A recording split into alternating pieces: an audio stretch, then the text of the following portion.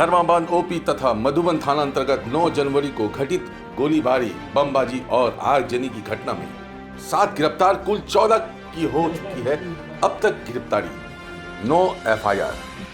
Dharmabad OP तथा मधुबन थाना अंतर्गत 9 जनवरी को घटित गोलीबारी, बमबाजी और आगजनी की घटना में संलिप्त 7 और अभियुक्तों को गिरफ्तार करने के बाद पुलिस को सफलता मिली है। गिरफ्तार अभियुक्तों में मुख्य अभियुक्त कारू यादव का भाई वीरेंद्र यादव उर्फ बबलू बिल्लू भी शामिल है। 6 की गिरफ्तारी बोकारो एवं अभियुक्त धनबाद से गिरफ्तार हुआ है। इनके पास से 1 देसी पिस्टल, 5 जिंदा गोली, 1 सुतली बम और 3 मोबाइल भी बरामद किया गया है। इस संदर्भ में ग्रामीण एसपी कपिल चौधरी ने प्रेस कॉन्फ्रेंस में बताया कि अब तक कुल 14 गिरफ्तारियां हो चुकी हैं। अलग अलग कुल 9 एफआईआर दर्ज हुए हैं और 100 से ज्यादा नामजद अभियुक्त।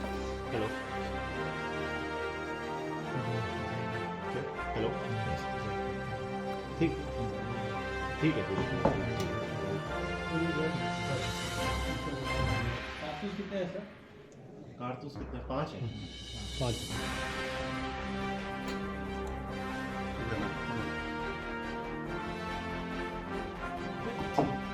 घटना हुई और उसके बाद जो पत्थरबाजी की घटना पुलिस के ऊपर की गई थी, उस संबंध में पुलिस के द्वारा वरीय पुलिस अधीक्षक महोदय के नेतृत्व में जो टीम का गठन किया गया, विभिन्न थाना क्षेत्र के अंतर्गत ये टीमें जाकर छापामारी कर रही थी। इस छापामारी के दौरान पहले भी कई अभियुक्तों को गिरफ्तार कर जेल भेजा जा चुका था। आज दिनांक 15/1/2025 को भी ऐसे ही इन केस के मामले में अभी 7 अभियुक्तों को टोटल गिरफ्तार करके जेल भेजे जा रहे हैं, जिसमें मुख्य रूप से कारू यादव के भाई वीरेंद्र यादव की गिरफ्तारी हुई है और इनके निशानदेही पर एक दूसरे अभियुक्त जो कि लखन यादव, राम लखन महतो की गिरफ्तारी हुई है। जब इन लोगों से इस घटना के संबंध में पूछताछ की गई, इनके द्वारा कांड में अपनी धर्माबाद ओपी था। इसके पश्चात जब इनकी कन्फेशन के आधार पर इनके द्वारा ये स्वीकार किया गया कि इनके द्वारा बम और गोली का यूज़ भी किया जा रहा था और इनके पास बम और गोली अभी भी मौजूद है। तो इनकी कन्फेशन के आधार पर कारू यादव का जो मॉल जहां घटना घटित हुई है, उसमें एक दुकान जो कि रतन विश्वकर्मा के नाम से है, उस दुकान से एक 7.65 mm का देसी पिस्टल और 5 जिंदा कारतूस भी बरामद हुए। इस संबंध में एक अलग से आर्म्स एक्ट के अंतर्गत केस किया गया है और इनको फॉरवर्ड करके जेल भेजा गया। कारू यादव की गिरफ्तारी कहाँ से हुई? कारू यादव के भाई की गिरफ्तारी जो हम पूछताछ के लिए उनको लेके आए थे, वो बोकारो से लेके आए हैं और इस संबंध में जिस घटना में संलिप्त अपराधियों को जिन लोगों ने शरण दी थी, उन शरण देने के आरोप में भी 2 लोगों को गिरफ्तार करके जेल भेजे जा रहे हैं। ये दोनों लोग रहने वाले बोकारो के थे, जिनके घर में इन लोगों को छुपा के रखा गया।